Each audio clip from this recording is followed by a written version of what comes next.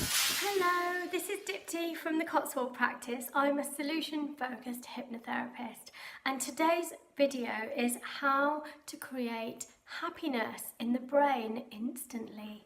Now, one of these things that we all want in life is happiness. Everyone I always speak to, whether it's clients or family members or children or partner, everyone just wants to be happy. No one ever comes to me in my line of work and says, you know what, I'm a bit too happy. Can you help me be grumpy? Or can you help me be angry? Or can you help me feel irritated or stressed? No one ever says that. We all just want to be happy.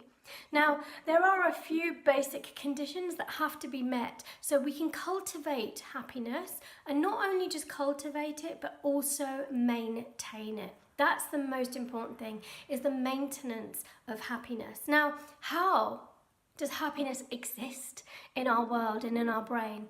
And the idea of this is about brain chemistry. Now, happiness is just the right chemicals mixing together. When we have an overload of serotonin and dopamine and oxytocin in the brain, I'll break these down now and explain what each one of them does, then basically the formula of that creates happiness. Serotonin is a chemical that makes you feel calm and happy and balanced, centered. Dopamine is the chemical that makes you feel rewarded, like you've achieved something, successful.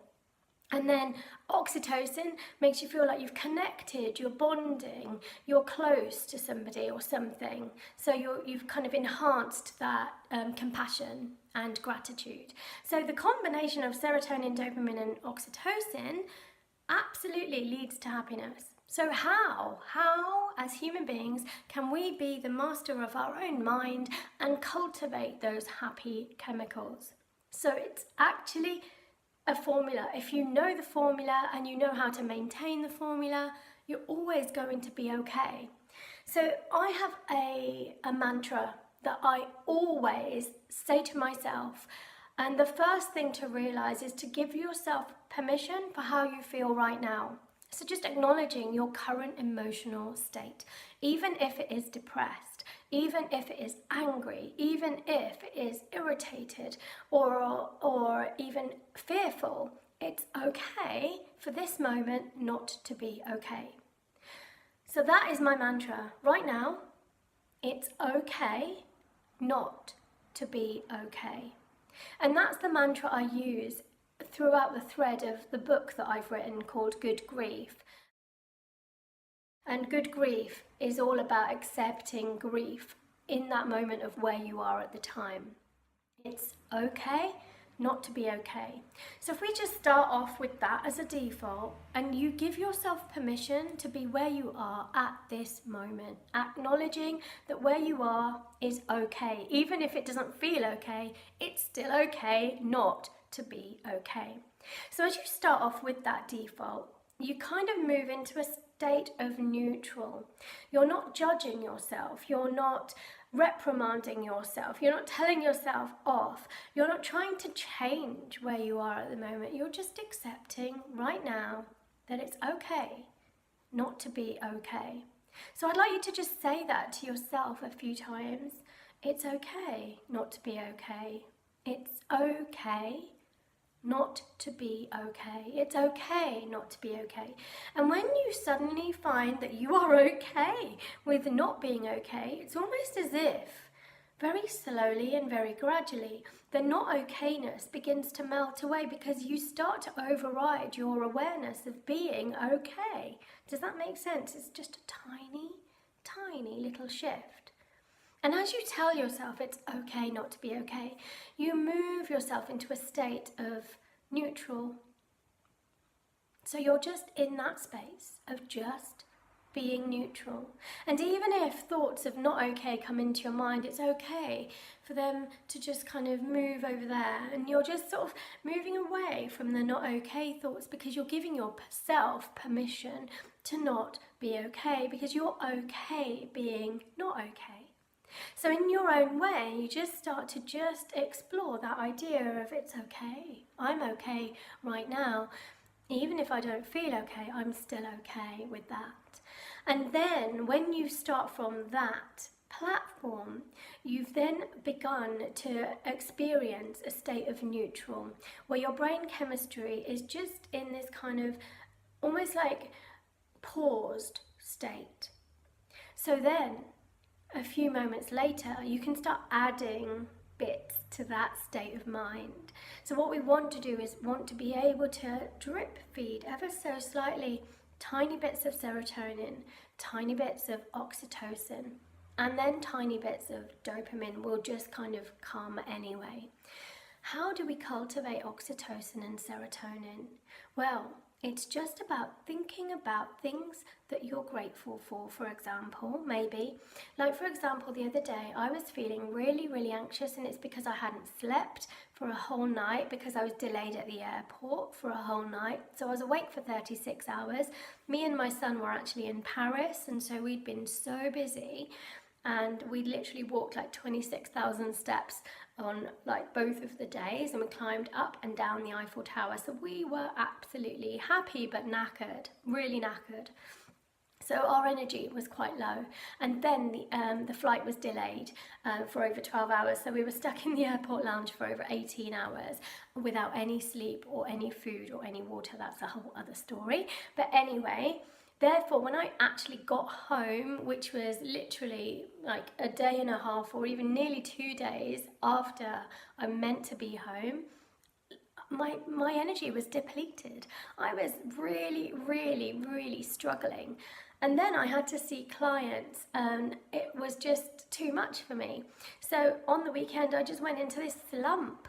And, you know, I was in a really high anxious state, and a really kind of combined with really low, feeling like, oh, self-sabotage, you know, self-worth was down there. But it was okay. I kind of accepted that I was there, because I kind of had an awareness of, well, I'm not surprised, you know, you've had no sleep for, you know, your whole system's been kind of turned around. So I then realised that I didn't have to beat myself up. I was okay not being okay. And very slowly and very surely throughout the week, my chemistry kind of has come back, because I know what to do. I know how to cultivate that brain chemistry in the mind. How do we create oxytocin? It's a very simple way, and it's a way of connecting and bonding. So it's just about thinking about things that you're really connected to. So we've bought this new little cat. She's so cute, and she's just got this beautiful little face. And if I can work out how to do it, I'll put a little picture up here, and you could just see how little and cute she is. So the other day I just sat there for like 15-20 minutes just stroking her and looking at her little face and just stroking her, and she was really purring, and then I was like, oh, and then that oxytocin, that kind of demonstration of love and pure gratitude kind of kept pouring out of me. And that is the chemistry, you know, that starts to kind of drip feed back into your mind, and you're in that moment. So you can find, if you don't have a cat, you can find any other way of getting that type of overload of connection. Even if it is just feeling grateful for a friendship you have, or a relationship you have, or any type of connection, that starts to lift you up a little bit more. And then to get serotonin into your brain, it's about positive activity and positive action, and then therefore positive thought will lead from that. So just taking those tiny little steps of positive activity and positive action will then help your serotonin be drip fed into your mind as well. So now you've got a nice overload of serotonin and oxytocin going on, and it's just a lovely combination of chemistry. So then you get lifted up even more. And then because you feel better, you then end up behaving in a different way. You end up kind of going out, doing stuff. And then, of course, I started to see clients again, and then their happiness or their their feelings of getting better lifts me up even more, and I'm like, yay, I've done a good job. And that feeling of done a good job is rewarding, it's successful, it's, you know, motivating for your own awareness and your own behavior. And so then you get the dopamine coming in. I've done well, yippee, check me out. And your inner cheerleader comes out with the pom-poms. So then you've got the nice serotonin, dopamine and oxytocin combined inside your own brain. You have literally cultivated that. And then it's about maintaining it. It's not about going, oh yeah, okay, I've done all of these things, and now I just let it all slide again, because that's the problem. When we feel good as human beings, the problem with us human beings is that, you know, we're not as disciplined as we might want to be. So it's actually using the discipline and using the constant commitment to why it's important to stay mentally on top of things. So that's why I don't let myself stay in that low place. I can't. I have a duty to not only my clients, but myself, and more importantly, my children. You know, I have 2 children, teenage boys, and I've got to be on top of it for them too. So I have kind of those missions in my mind. I have a mission for my clients, which is my role in my career. I have a mission for myself because I have self-worth and self-value. And I also have a mission because I'm a mother. So all of those 3 combined really do keep sort of in the forefront of my mind. Oh, as well as I have a mission to my relationship, to my partner. My partner doesn't want to hang out with a grumpy version of Dipti. He wants me to be on top of things. So therefore, all of these things combined really get me out of the negative mindset and put me into that positive mindset, or put me into that drive to push me towards the positive mindset. That's why it's important to me. So when you've got the value stamped into your world, into your forefront of your mind of why it's important that you stay happy, you stay in control of your mind, you stay in control of your happiness, and you maintain that chemistry set in your mind, once you've got all of those things in place, whatever happens in life, even if it's devastating, even if it's designed to knock you off, you've still got that ammunition and that resilience to pop back on, you know, to get back on your horse, to kind of come back into center, to find alignment, to get that balance, because you have that duty not only to other people maybe, but also to yourself. And that is how you continue to hardwire that feeling of happiness and contentment into your brain, because you know how. You know how to be the effective chemistry teacher of the chemistry set in your mind. And you create that happiness cocktail. Not only create it, but also maintain it. And that is a very powerful thing. And you can do it because you all have a brain. And that is good news.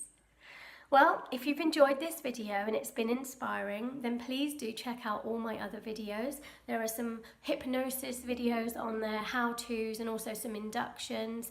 And if you like this video, give it a thumbs up because that helps, and also share it wide with your friends and your loved ones, and also subscribe to my channel if you haven't done so already.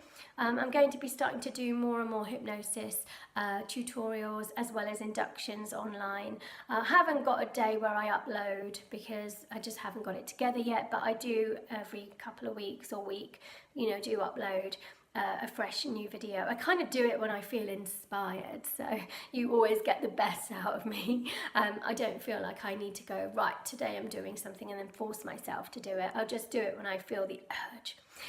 So yeah, and also check out my website. It's a new website. I'm really super excited about it, and it makes it helps people work with me online. So wherever you are in the world, whether you're in a different country, in a different time zone, it doesn't matter, because I've brought hypnosis online to serve you better. So it doesn't mean that you have to be local to me, so we can always work together in the ways that is right for you. So check out diptitate.com. diptitate.com. So go over there, and there's actually a free relaxation audio on there as well, so you can go ahead and download that. And then there's other hypnosis 7-day programs which you can download and use. And I look forward to hearing how you've been able to cultivate and maintain, because that's the most important thing, happiness in your brain. And that is you absolutely being on fire for you, and that is nice. Speak to you soon. Bye.